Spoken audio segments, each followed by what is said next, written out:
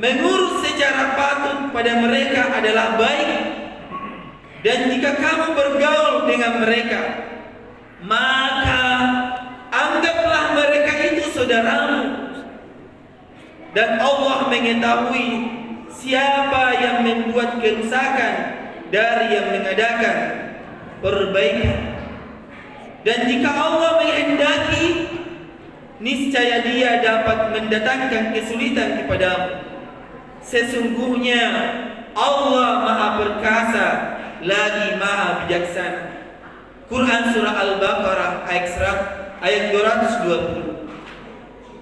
Bahkan secara lebih tegas dinyatakan dalam Al-Quran bahwa orang yang tidak memiliki kepedulian terhadap orang-orang miskin dan anak-anak yatim serta menelantarkan mereka, sedangkan ia orang yang berkecukupan dan mampu sebagai pendusta agama.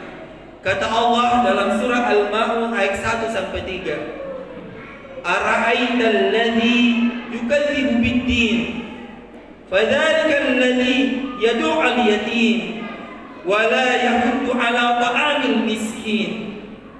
Tahukah kamu orang yang mendustakan agama itulah orang yang menghardik anak yatim dan tidak menganjurkan memberi makan orang miskin. Sidang Jumat yang dirahmati Allah Subhanahu wa Ta'ala, kiranya dapat kita bayangkan bagaimana nasib mereka kalau tidak ada yang peduli sama mereka. Mereka telah tidak berayah lagi, padahal masih sangat kecil, masih butuh kasih sayang, bimbingan, masih butuh biaya hidup, perhatian sebagaimana layaknya anak-anak yang lain.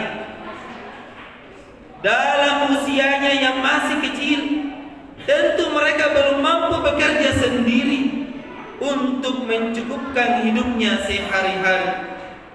Pantaskah kita biarkan mereka menjalani hidup dengan nasib tidak menentu di tengah kerasnya kehidupan ini, tanpa pembimbing dan pendidik yang mengarahkan dan membina mereka menuju masa depan yang baik dan cerah?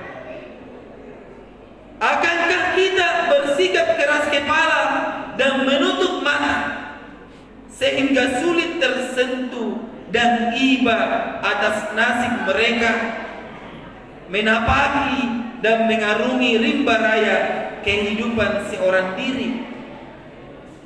Itulah sebabnya maka Rasulullah SAW menyatakan dalam sabdanya, ana wa kafirul yatimin fil jannati hakadha, wa asyara bisyababati wal wusta wa farraja bainahuma. Saya dan orang yang memelihara anak yatim ada di surga seperti ini, seraya beliau memberi isyarat dengan jari telunjuk dan jari tengah serta merenggangkan antara keduanya. Hadis riwayat Bukhari. Memperhatikan ayat-ayat dan hadis di atas, jelaslah bagi kita bahwa Islam menaruh perhatian dan kepedulian yang begitu besar terhadap anak yatim, sehingga orang yang mau menanggung mereka dijamin oleh Allah Subhanahu wa Ta'ala masuk surga, sedangkan orang yang menghardik dan menganiaya mereka dianggap mendustakan agama.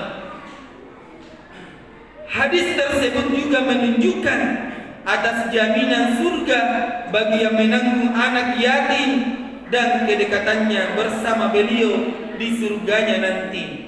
Sidang Jumat yang dirahmati Allah Subhanahu wa Ta'ala. Namun demikian, masih banyak di antara umat Islam yang kurang peduli, bahkan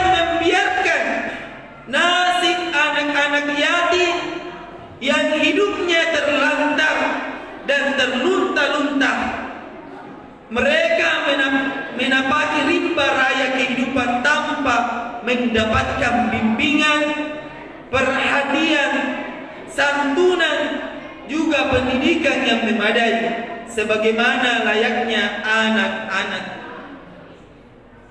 Panti asuhan yang ada masih tidak sebanding dan masih jauh dari yang kebutuhan yang diharapkan. Kesediaan orang Islam yang berkecukupan untuk dihitung dengan jari, padahal menyantuni anak-anak yatim adalah ajaran agama Islam yang ditekankan, yang merupakan perbuatan yang terpuji dan baik. Dan kelak balasan Allah terhadap orang yang menanggung dan menyantuni mereka adalah bersama Nabi di surganya nanti. Bahkan yang lebih memperhatikan lagi adalah nasib anak yatim yang perlu disayang. Masih ada seseorang yang tega memakan hartanya.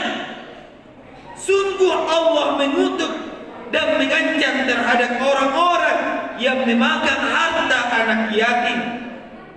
Perbuatan itu termasuk dosa yang besar yang akan dibalas dengan neraka. Banyak ayat-ayat Allah maupun hadis Nabi SAW yang menjelaskan tentang ancaman itu. Di antaranya adalah innal ladzina ya'kuluna amwalal yatama zulman innama ya'kuluna fi butunihim nara wa sayaslawna sa'ira. Sesungguhnya orang-orang yang memakan harta anak yatim secara zalim, sebenarnya mereka itu menelan api sepenuh perutnya, dan mereka akan masuk ke dalam api yang menyala-nyala. Quran surah An-Nisa ayat 10.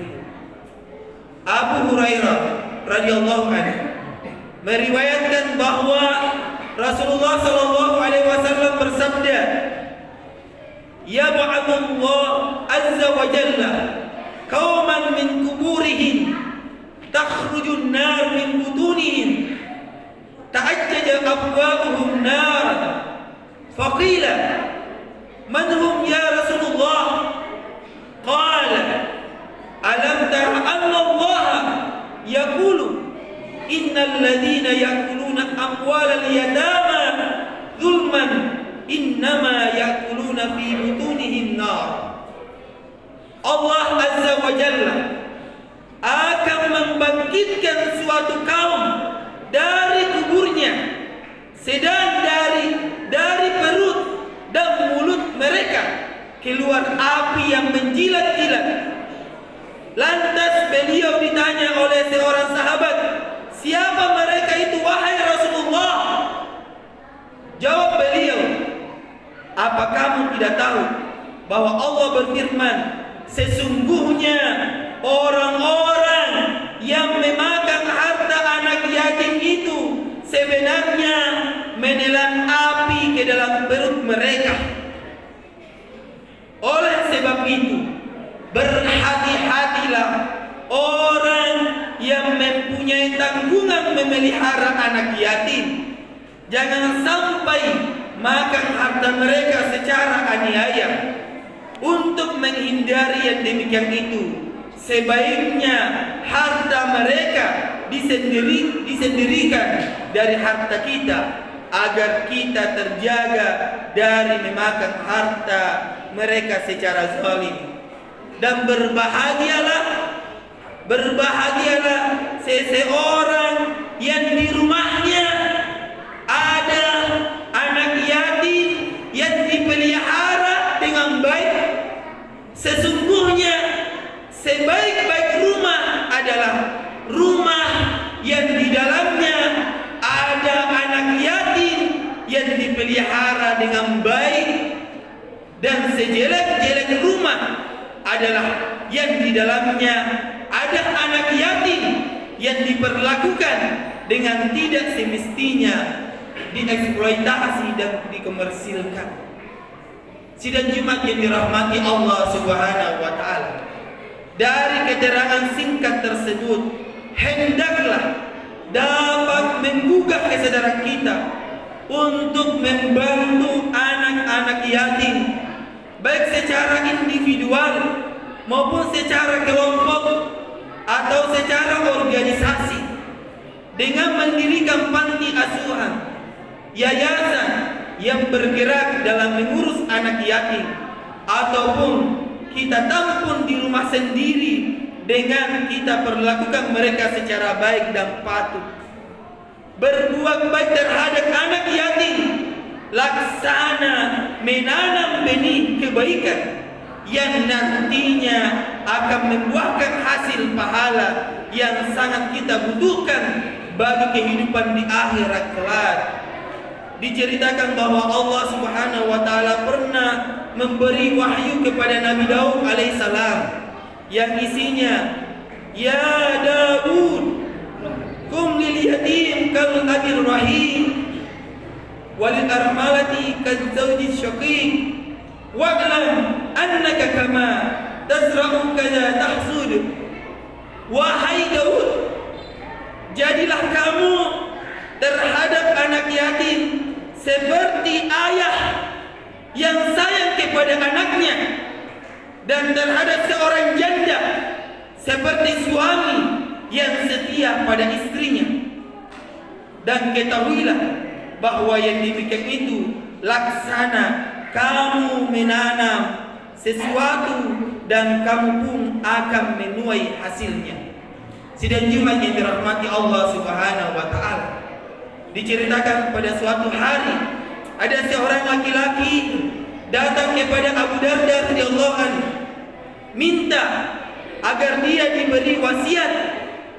Lalu Abu Hurairah memberi nasihat dan berkata, belas kasihanilah kamu terhadap anak yatim, jadikan dia dekat dengan kamu dan berilah dia makanan dari makanan yang kamu makan.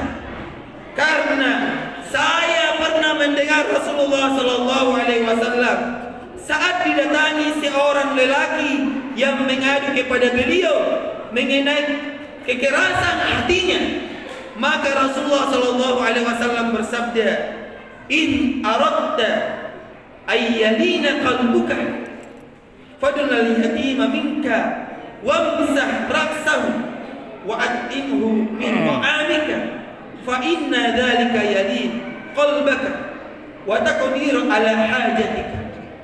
Jika kamu ingin lunak hatimu, maka dekatkan anak yatim kepadamu, usaplah kepalanya dan berilah ia makan dari makanan yang kamu makan, karena sesungguhnya yang demikian itu dapat melunakkan hatimu dan mendatangkan hajatmu.